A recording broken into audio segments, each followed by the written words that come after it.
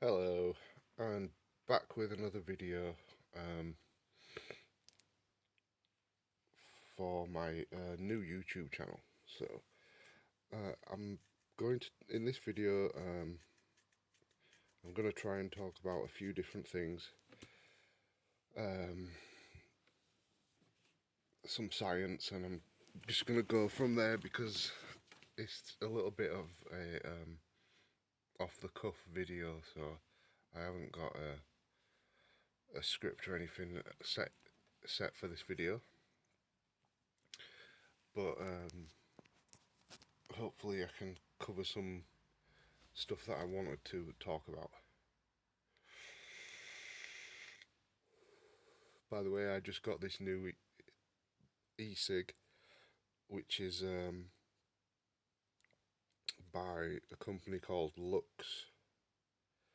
and it's pretty decent. I like it. Yeah, so I'm just trying to think of where to start for this video.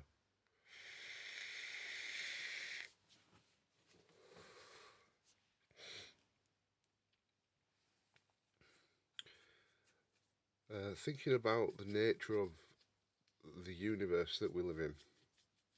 So,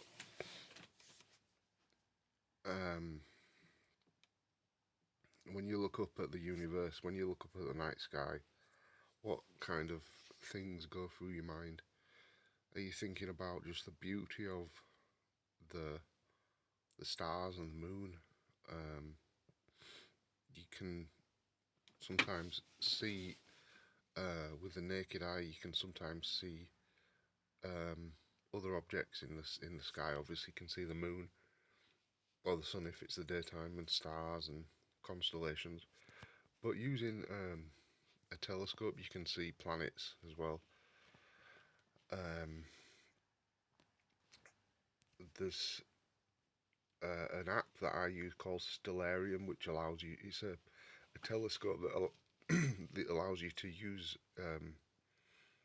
a remote control the telescope, and you can view space and the planets and stuff like that if you want to have a better look. And it has forecasts of when things like meteor showers are going to happen, and events such as that, so you can have a look. I also have another app called ISS Tracker, which is basically a NASA an app from NASA which allows you to track and view live the International Space Station, so you can actually see where the space station is in relation to the Earth, as in what countries it's over, if you know what I mean. What countries it's above. So like whether it's above America, because it's usually travelling in one direction, and it takes like a kind of a curve pattern around the Earth as it's orbiting, so you can see where it's above, if it's above the ocean or land or whatever. And then you can see the cameras that are facing. It has cameras that face straight down towards Earth, and I think also out towards space, so you can see, like, you can actually see Earth from space, from the International Space Station as it's orbiting, which is pretty cool. And then you can have a look at the astronauts that are aboard the space station at the moment, because they're constantly changing.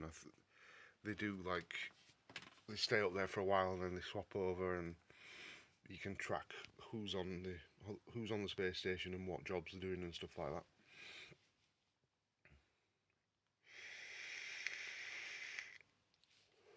Recently, I've had some family stuff going on, but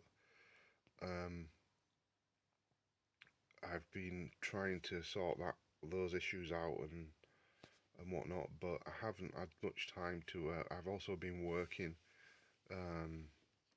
at my day job, which is I have a cleaning company. I mentioned before I have a cleaning company. Actually, my cleaning company is kind of uh, set into a few different um, departments. I do carpet and upholstery cleaning, jet washing, and car valeting. But they all come under the main company name of Glowfresh Cleaning Services. So I'm currently working. We've been open for almost 10 years now, so I'm used to. I know what I'm doing a little bit, but I'm basically working back at. I'm working again, and I'm just out doing jobs and stuff like that, and admin. There's a lot of paperwork and stuff like that. But I'm going to do another video on businesses because I am someone who believes in business and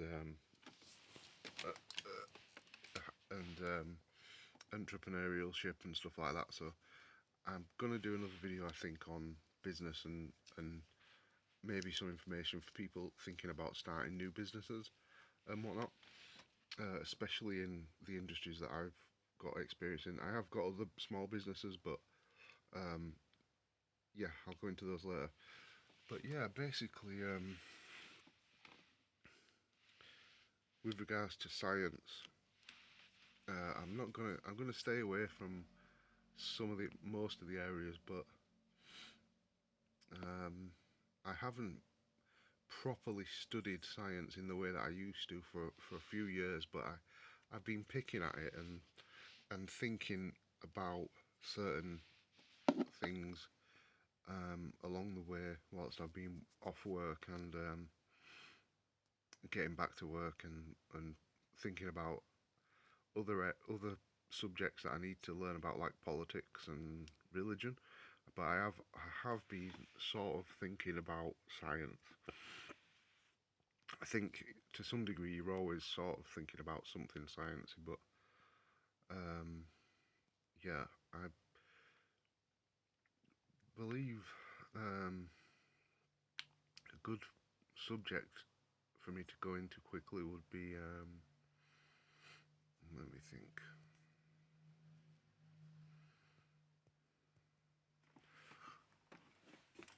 I don't know. I haven't got anything in my head, but off the top of my head, a couple of areas. Um,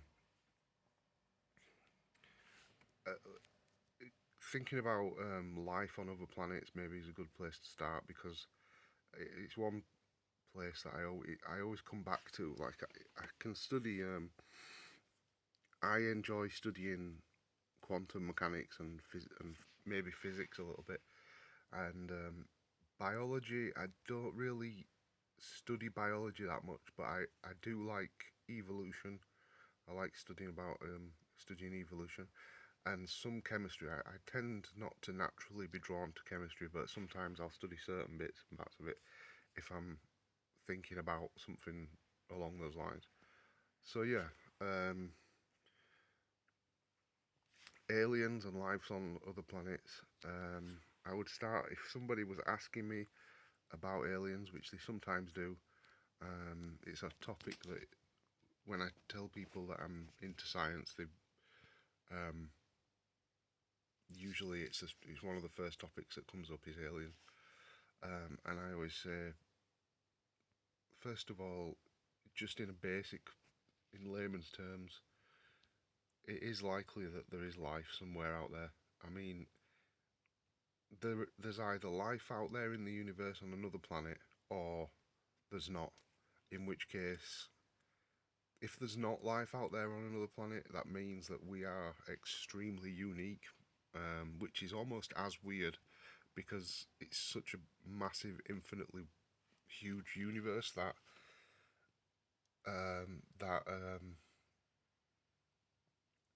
it's as strange to think that there's no aliens out there. But in my opinion, personally, not scientifically, but in my personal opinion, I would say I think there is somewhere out there. We know that there's planets and exoplanets that can support life potentially. So it it's likely. I think. But as I said before, NASA, it's not something that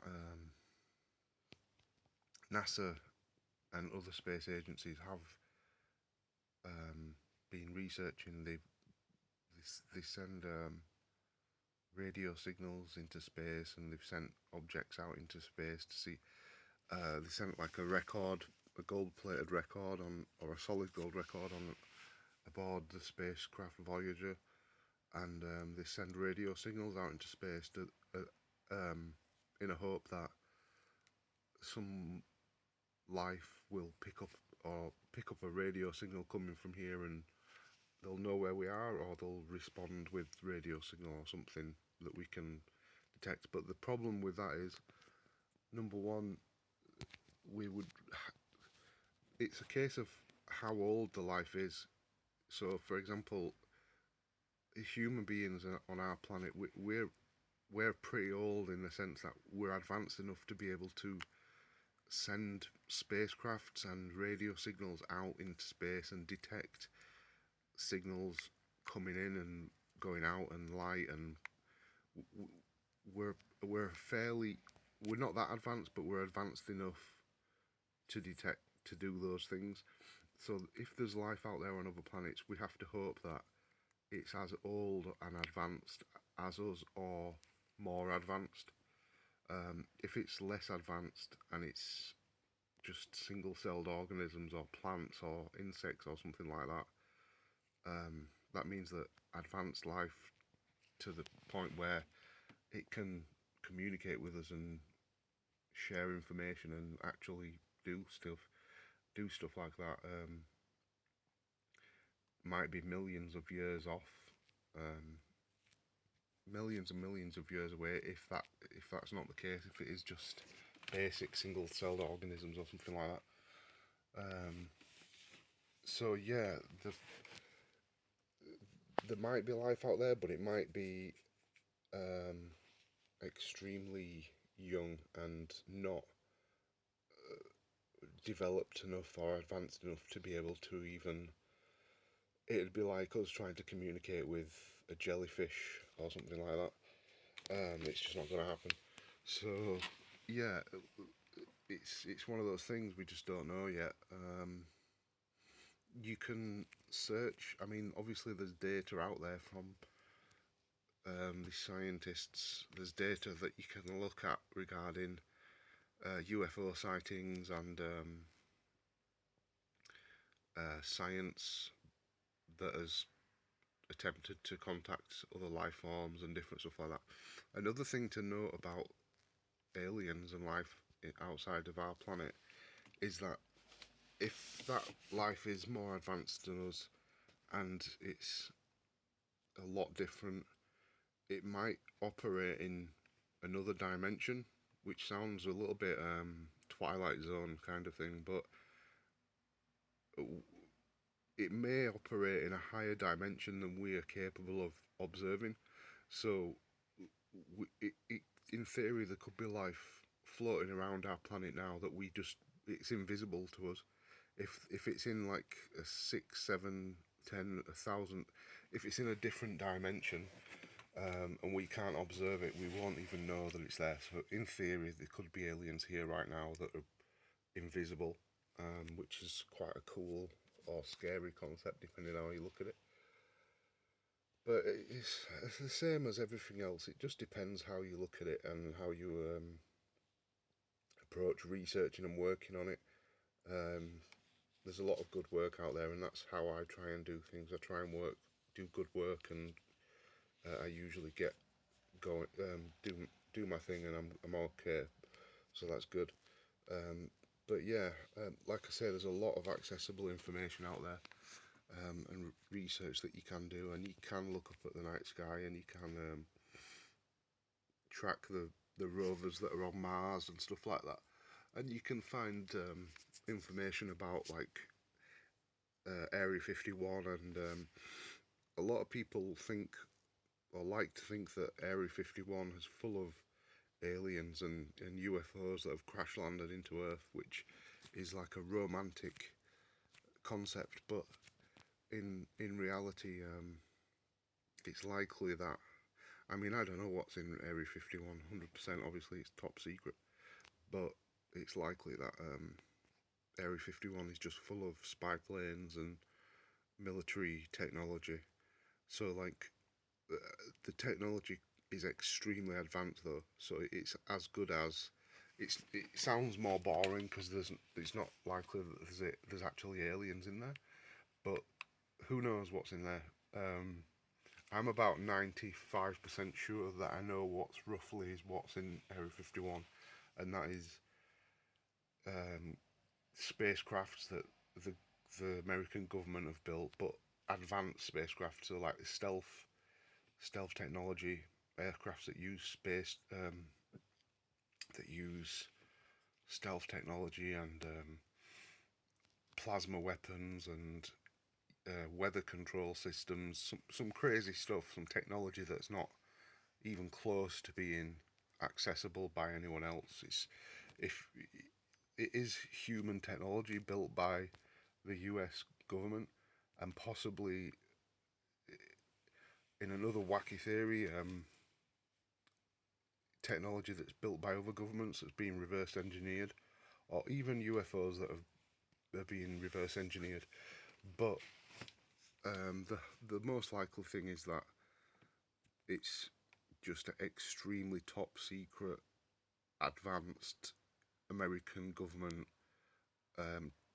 military technology and aeroplanes like the stealth bomber and B B-12 or B-62. I can't remember the name of that aircraft, but the Blackbird.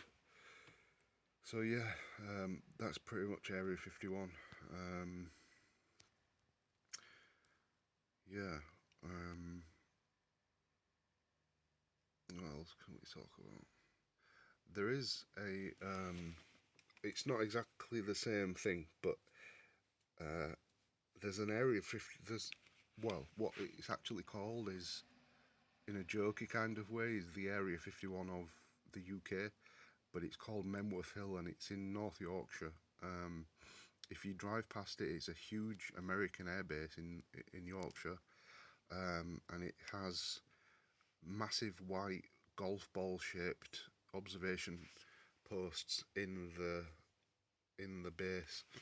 But that, I believe that is, it's very, it's almost as top secret as Area 51. It's top secret. You can't just go in there. But I believe it's intelligence. It's more an observation post that uses satellites to retrieve intelligence for national security and stuff like that. So yeah, that was pretty cool. I've actually personally, I have been inside of Menwith Hill because I used to be in the British military. I was in the army, and I was in a base, not that base, but a base near there, and we were allowed to go in as military trainees, and we were able to have a limited access. We weren't allowed to go and look around like the intelligence side of things, so we weren't just allowed to freely wander into the top secret areas, but we were allowed to have a quick look around, and we went into they have like a restaurant and a bowling alley on the base, so we were pretty much in there, and we got pizza given to us, and we played a few games of 10-pin bowling, and we had like some of the staff were talking to us about what basically goes on in there, but we didn't get much information. Obviously, it's top secret information, so even though generally speaking, civilians are not allowed to go in there. We were only allowed to go in there because I was in the military at that point. I was in the army, and it was like a trip, like a day trip. We were allowed to go in there, so it was pretty cool. But yeah, we didn't get any. We didn't see any aliens or anything like that. But that's Menwith Hill, Area 51, and aliens. I don't know what else I can say about UFOs. It just seems like a good place to start and a topic to cover because it is so interesting. But the last thing I would like to say about aliens is it's a stupid theory that I thought of myself a few years ago, that we know there's no observable alien life anywhere near us right now, unless it's in another dimension. But there's a chance that